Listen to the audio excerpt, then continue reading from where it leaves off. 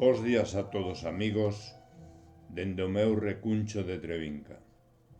María Xosé García Pérez é unha poeta coa que me honro compartir espazo no noso grupo cultural Nós, a xente do redor. A súa timidez vese compensada coa grandeza da súa palabra.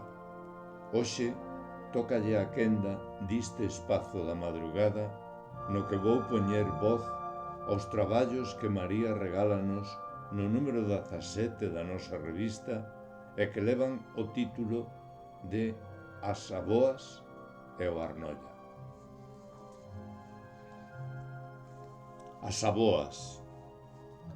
As mans que me amainaron tamén labraron a terra, lavaron roupa no río, mallaron o gran na eira, peneiraron a fariña e cavaron na ribeira, non as queimaron xeadas nen as brasas da lareira. Mans que curtiu o tempo voltándoas despois de seda, farturentas en loumiños, sempre dando, sempre abertas. O Arnolla, néboa que ves a beber auga ao río Arnolla.